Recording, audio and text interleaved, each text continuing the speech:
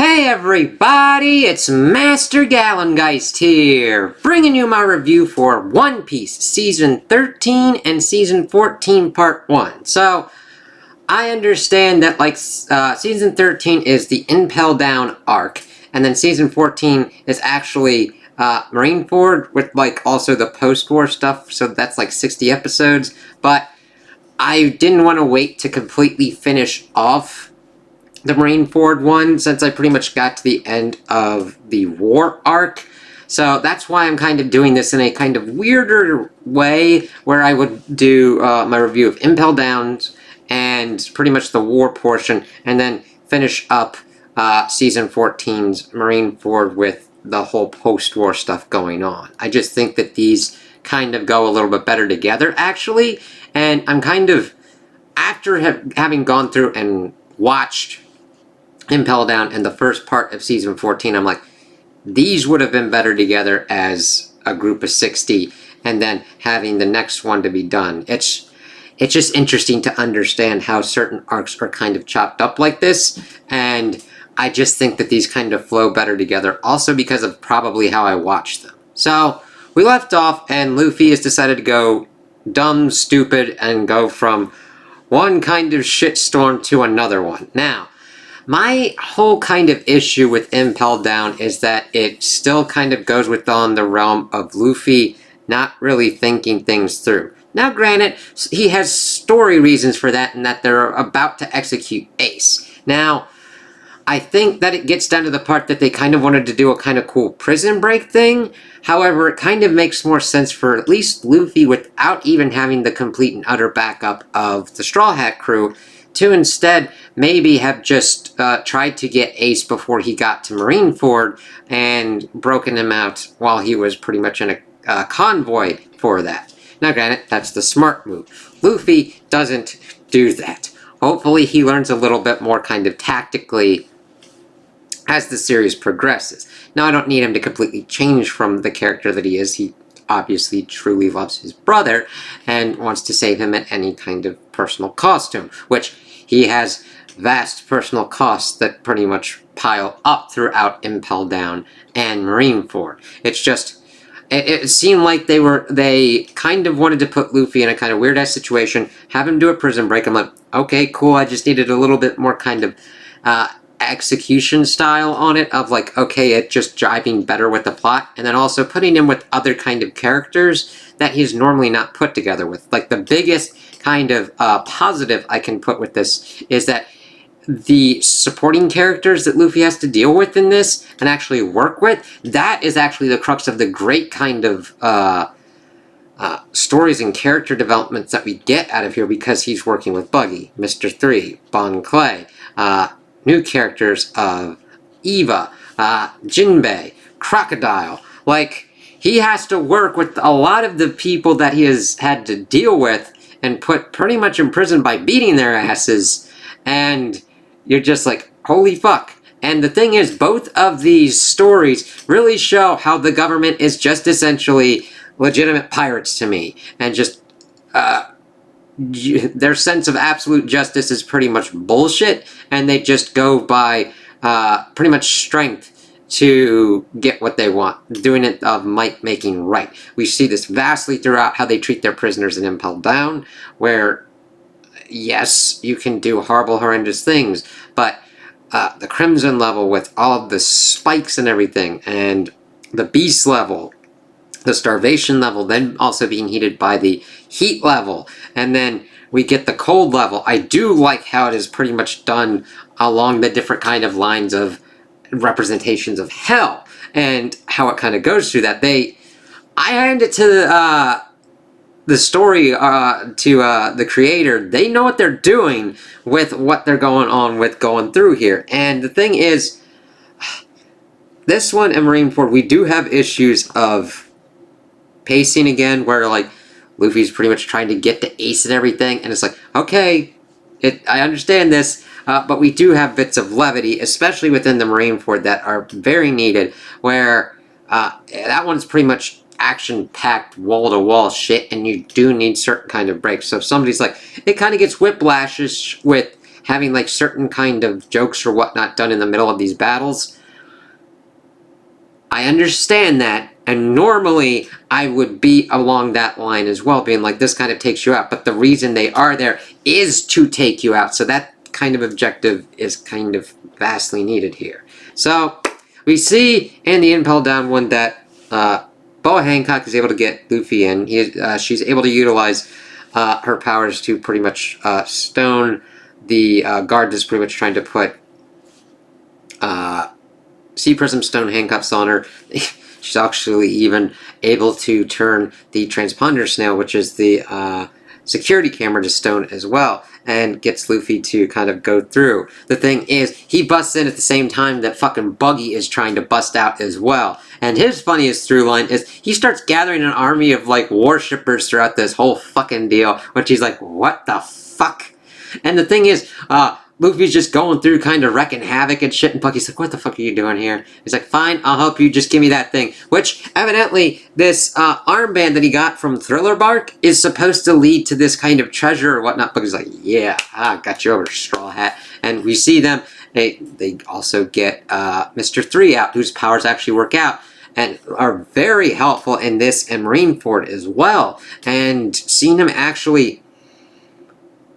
It's not complete Goku, where Goku's able to turn the villains completely to his side, but at least a grudging respect and even kind of counting Luffy as a friend. Seeing that kind of change, especially because they get to level 3 and get Bon Clay out, Mr. 2 from Baroque Works, and him being like, I'm friends with Straw Boy, and him going through and doing all this shit to kind of help him, and it even affects, like, his adherence to being a friend to Luffy deeply affects number 3. Buggy, he's just like, fine, I'll fucking kind of deal with this. But you really see the change in Mr. 3, especially when we get into the Marineford War arc. So, they're pretty much just trucking along, accidentally falling through floor after floor, seeing all the prisoners and how they are treated very inhumanely. Like, I can understand that, yes, these motherfuckers did war crimes and were fucking horrendous. That doesn't mean that you become them. And seeing that we get the Warden, Magellan, who ate the Venom fruit. And we see that Boa Hancock kind of goes through. She's like, I want to see Ace. And they're like, alright, cool, sees him. Tells him about Luffy while there's like shit going on in the lowest level of Impel Down, level 6. And then she kind of bucks back up and she's having her like feelings with Luffy. Oh, by the way, their age difference is kind of like, makes it a little bit more kind of nutty. Oh, and there's one thing that I forgot to mention in one of my other ones. I liked the mini Mary that they had. That was a really kind of cool thing that Frankie was able to put there. Let me see.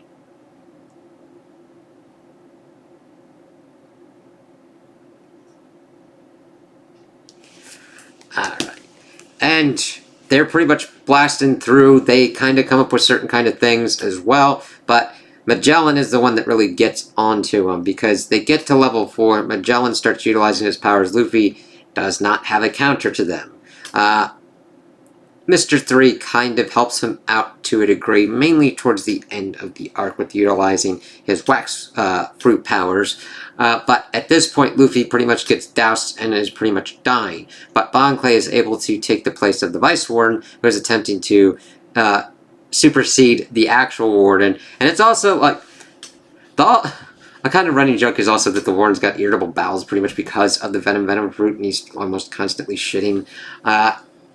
It's like, okay, that's fine. But we see that this dude's like, I'm gonna take over! But Bon Clay's able to replace him and is able to try and figure out a way to kind of help Luffy. One of it is looking for one of the prisoners. Let me see. They mainly call him Eva. Ivankov. Who's like the Queen of Queens. And Luffy pretty much gets dumped on level 5 to pretty much die. But Bon Clay is able to get to him.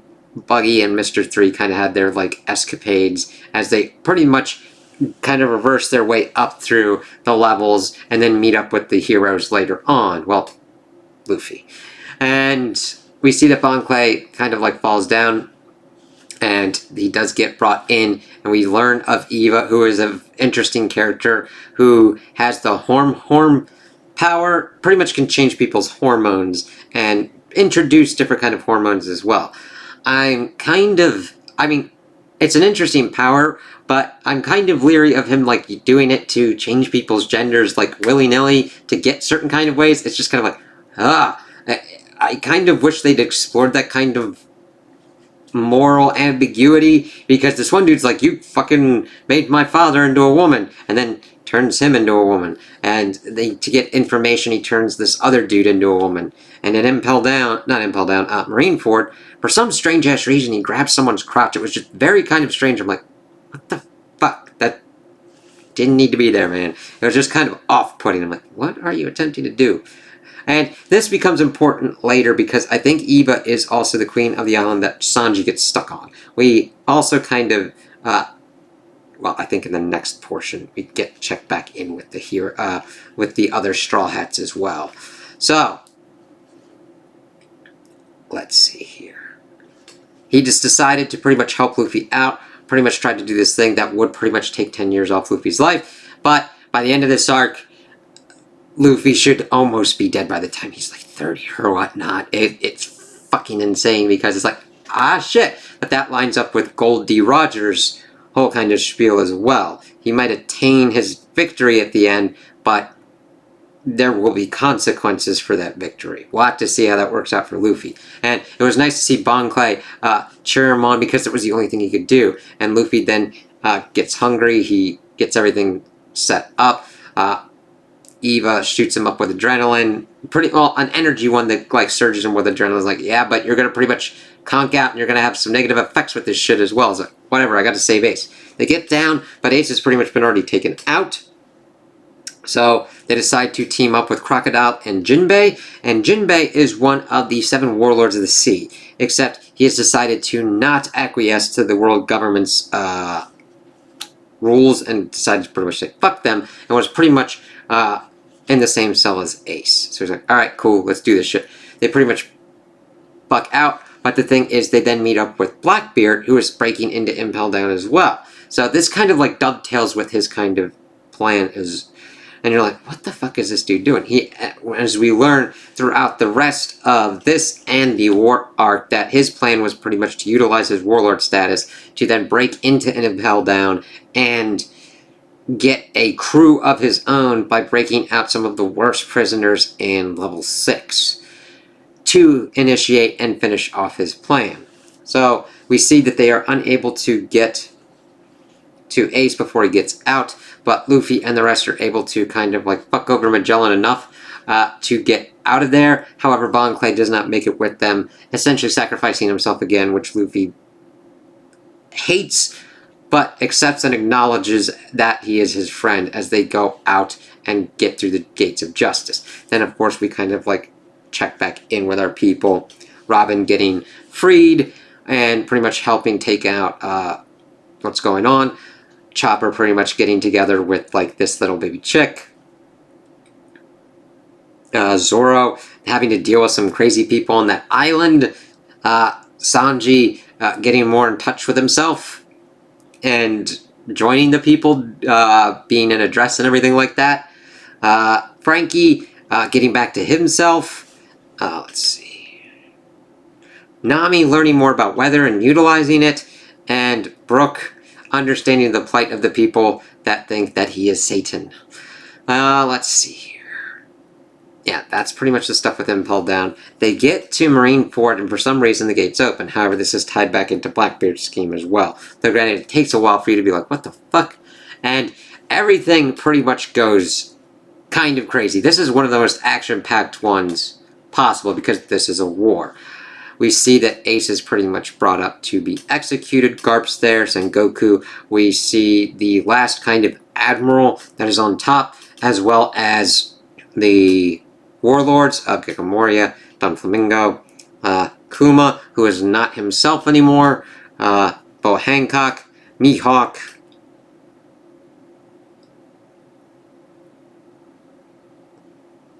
Jinbei wasn't there, Kikamoria, Teach isn't there either. That's why there's pretty much 5 warlords. And everybody's like, what the fuck is Teach doing? You'll learn soon enough. But we see that Whitebeard has brought himself and like 43 of his other people. They've utilized Sabayoti's kind of coding system, and it's very interesting that they had transponder snails to broadcast what's going on in Marineford as well. This brings into effect the different... I kind of liked this aspect because it brings into my mind the kind of effects of like how people would view combat like this. Like, it reminded me very much of tales of like the American Civil War, where sometimes dumb motherfuckers would actually decide to kind of have a picnic and then see the battle and be like, ah shit, everybody's fucking fighting everybody else. Ah shit, I better get out of here. Now granted, they're not sitting like nuts deep in the war thing, but you see them kind of almost having it like a TV experience, like, these are the heroes, these are the villains, what's kind of going on here? And Whitebeard's like, fuck this noise. And we see how everything kind of starts to spiral. First we see that the Navy has all these kind of ideas, trying to use this encircling wall, but of course Aokiji iced everything, and that kind of threw those plans away. We also get the introduction of Little Oars Jr., which was very kind of effective. It's like, oh shit, that's an interesting callback, and then we learned that Ace made a hat for him. And I kind of like the motif of the hats and everything like that. It's like, oh, that's kind of cool to kind of bring that into effect. And then we also learn more about Ace, where he doesn't want his family to die, but he's kind of happy that they love him enough to like come for him. And the thing is, we learned that he is the son of Gold D. Roger, and that Luffy and him actually have different... they have different parents. But we learned that as kids they decided to share sake, and that made some brothers. It's like, that's kind of cool. And that everybody would just badmouth Gold D. Roger and say about all these problems. I'm like, yeah, you got the World Navy pretty much winning on that and going in their propaganda thing, pretty much saying like if he had a kid, he'd be useless. And the reason he took his mother's name is his mother held like him in her womb for like 20-some months to pretty much try and protect him, gave birth to him, and then died pretty much. And then Garp raised him, which Gold D. Roger asked him to do because he knew he would be honorable and do it. And just how Ace constantly is questioning if he should have been born and everything like that. And it really echoed Nico Robin, but for different kind of reasons. I don't mind it being similar enough to it, but I really connected with Ace with this story as we see Luffy and Whitebeard and his crew attempting to save him from his execution. And granted, one of my issues is that it's like, we're moving up Ace's execution. Really? We've got like all of these episodes left. It's like, we're gonna do it, we're gonna do it. I'm like, yeah, we kind of have to get to that point. You don't have to keep reiterating it, please. I completely get it. That's a thing that happens in all anime. I don't hold it as a complete negative, but it's kind of funny where it's like, we're moving up the execution time. Really? Because I've been watching 5 fucking episodes so far, and you were kind of moving that up like 3 ago. But we get more information on him and how I really connected with him on that, and then also connected on wanting to make sure that his brother lived. I always have soft spots for sibling relationships, and especially with Ace and Luffy's, because of Ace being the older sibling, and I'm the older sibling and that kind of stuff.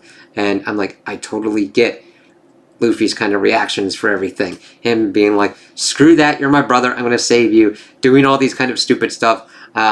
Cracking out Garp, who's pretty much standing against him. Cracking out Kobe, which I liked Kobe pretty much trying to compare himself to Luffy, but he's seen everything kind of go to shit. Now that gets more as it gets later on. Like, I was okay with Kobe pretty much going up against Luffy, but Kobe really gave me better kind of vibes for him afterwards, when we'll get to that. But we see the battlefield shifting and changing. We get introduced to all different kinds of characters, mainly within Whitebeard's crew, but also within the Navy as well.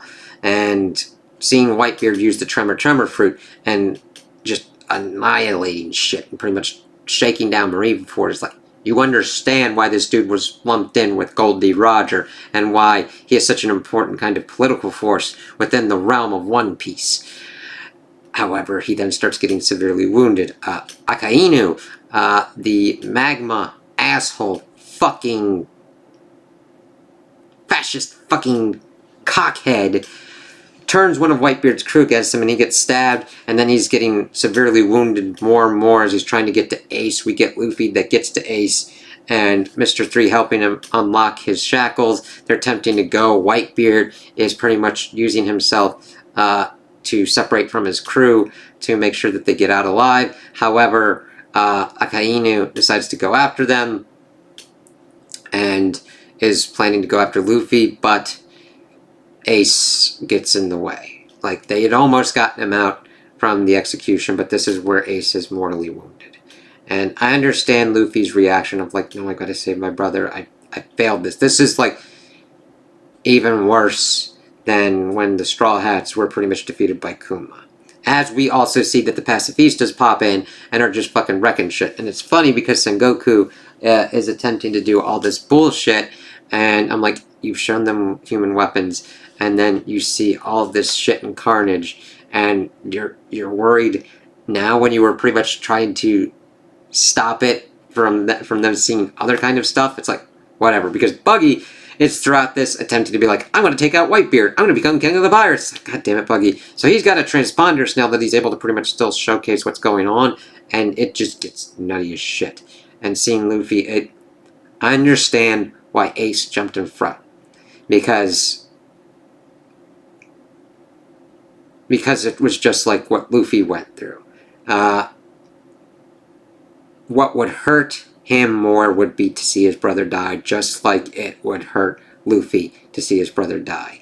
And that's the hard thing when you have that kind of weighing system going on, because Ace knows that this is going to hurt Luffy horrendously. But if Luffy was the one that got killed, Ace would have just went up with his father, and they would have probably utilized their power to the fullest and pretty much killed themselves to wreck and destroy the world government. Well, at least Marineford HQ, because we see that like even Sengoku has to answer to the world government, and they're like, no, we're not going to let any of this shit get down that Impel Down got broken out of. That all this shit went down. It's like, but Ace's death scene was fucking hard, man. Like, I know this has been going on for a while, and I had an idea of what was going on, but actually seeing it in action, it's just like, oh shit, as Luffy just fucking loses it. His brother died within his arms, and Jinbei's like, I gotta help him.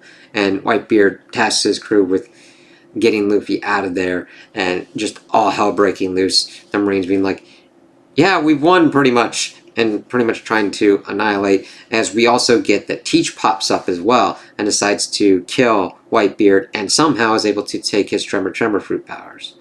And Sengoku's trying to take him out as well, as we see everything going to shit. Kobe just being like, this isn't justice. And him standing in the way of Akainu attempting to kill Luffy and Jinbei, and the rest of them is fucking Trafalgar Law pops up out of nowhere, like, Buggy, get him here. I can help him. And Buggy's like, what the fuck's in it for me? What the fuck, man? And he's able to do that. And then we get towards the end, and red-haired Shanks pops up and stops the fighting, actually saving Kobe as Akainu was attempting to kill him. And red-haired Shanks is like, And it's funny because we'd been seeing kind of nutty shit going on. We'd seen Luffy using his haki. We'd seen the admirals being able to use their haki as well. But against the red-haired crew, like even Kizaru is like, this one dude with a gun's like, and Shanks is pretty much like got Akainu to like a standstill, and he's like, listen, let's take this down, let's give the bodies their proper burials, and we're done with this war. And some of them were still kind of trying to push, but Sengoku's like, no. And when he learns that the world government pretty much is hamstringing him on shit, it's like, fuck. And the Marines try and play it off that it was a victory, and all these people are celebrating. I'm like, that's what happens when they only get that certain kind of view for it, and they don't think about the repercussions of what's going on. And I do like that we see the repercussions, because before Whitebeard dies, and we do get a little bit of his backstory, which was nice, that the main thing that he wanted was a family, and he did. He had all these children, all of his sons that he had gathered from the sea, and except for Blackbeard, because he said, fuck that dude. And him shouting that the One Piece was real. These are critical things. Whitebeard's death and him shouting that the One Piece is real vastly changes up and supercharges the pirates that were already going, revitalizing Goldie Roger's call to the rest of the pirates. We see them breaking off, doing other things. We see Brownbeard taking over one of Whitebeard's territories, throwing the New World into chaos. We see that the Marines have been vastly kind of fucked over by what happened at Marineford, and that they're attempting to like do all these different kind of things throughout different kind of theaters. And we see that Luffy has been severely injured by Akainu as well, because he like did a punch through from Jinbei, but we see that he's trying to heal. Boa Hancock decides to offer safe harbor to, well, a little harbor. Luffy's welcome on the island of the Kuja, but not Trafalgar and the rest of his group. And it's like, you gotta change up these things. I mean, old granny lady, you can say that you got these laws, but everything's kind of shifting out. And then where it ends off with Luffy, let me see, is that where it ends off?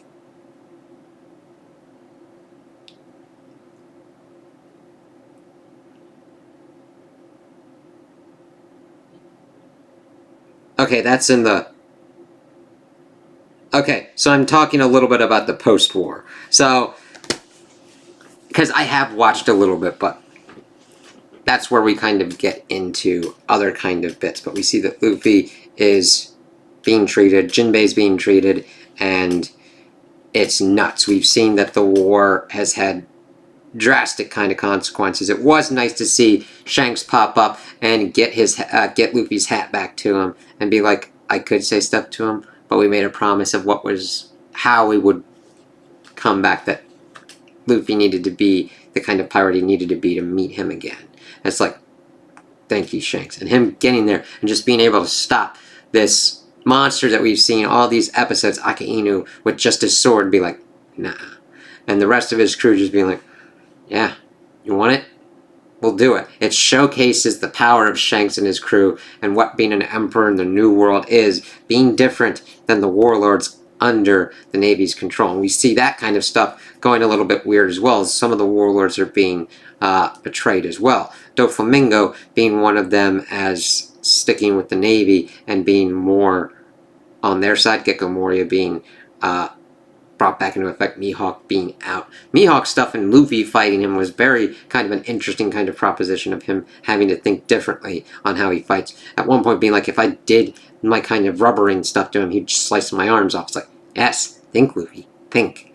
So, these were very kind of crazy story arcs in these seasons. Impel Down, I liked for what it was, even though I wish they had done a little bit more work to make it work a little bit better for me. It didn't completely and utterly fall apart, but I'm just like, I know that they've got a time frame for Ace being executed, but Impel Down is one of the most tightly secure kind of facilities under the world government's control. So Luffy being by himself, they kind of have to work and do some kind of weird overtime kind of shit to make it make a little bit more sense. Marineford, I could definitely understand why it is such a big and important arc. The battles are very well done, though some of this stuff's a little bit drawn out for my taste, but I understand that that comes with the fact of shonen anime and fight scenes as well. Dragon Ball is one of my favorite ones, and that had that issue as well, but it kind of comes with it. But it wasn't as drawn out as certain kind of things were. Seeing Luffy deal with the obstacles and him being able to get to his brother, but then ultimately failing to save him, was just very heart-wrenching.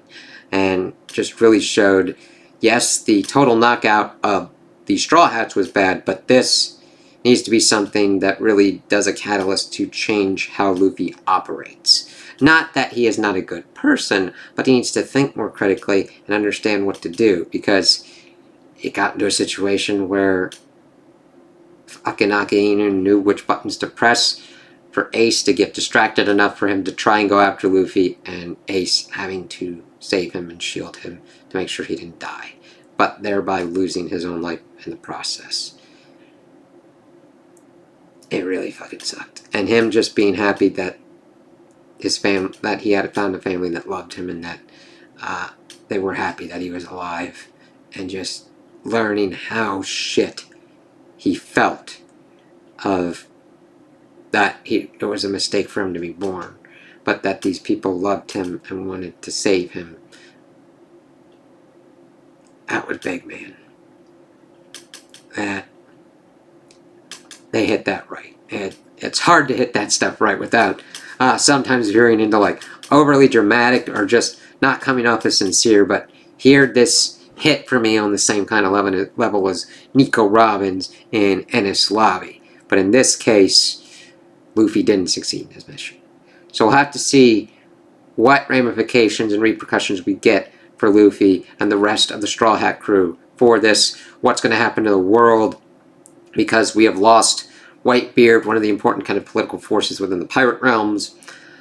Even though the Marines are pulling this off as a victory, it really isn't. Marineford was hit and pretty much almost decimated or destroyed. Blackbeard is out there with 2 Devil Fruit powers, which is fucking nutty, and I hope that we kind of come back to that. So we'll see what kind of comes from that. So that's in the wind. Impel Down was broken out of, and it was broken into twice, and broken out of twice, and it just shows that the Marines don't know what they're doing. The world government is just going to suppress this information instead of making this better, so I can understand that, like Son Goku, Garp, Kobe, maybe even some of the admirals or vice admirals will decide to leave, because we saw that when push came to shove, they just became as bad as the pirates at the end. Where if you're in victory and you're like, shoot the retreating enemies in the back, don't help your own wounded, fuck that shit. So I'll have to see how Smoker and the rest of them kind of deal with it as well. It was nuts. We saw a lot of crazy ass shit that has a lot that could affect what's kind of going on, and I can't wait to see how that goes from there. So I know this is a kind of a weird one to do one full season and one half, but I think that these worked pretty better together to do these ones, and then I'll see what kind of works out on the post-war, and of course do a review on that one. It's just certain kind of ones have such big episode counts that it's like, ah shit, I kinda have to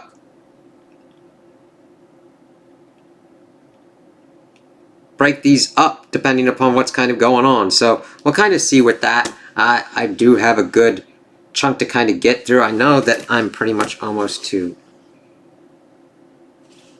episode like 500 or whatnot, and they've got a new collection coming out that's like still in the 800s, and I know they've got to do work for that and everything to get them onto Blu-ray and all that. So we're getting through this eventually. I mean, I still love the characters and love the world, and seeing how they deal with all these challenges and tribulations are very, it gets you, grips you, and it really has gripped me, and I'm glad that I started this series and want to see where this goes next.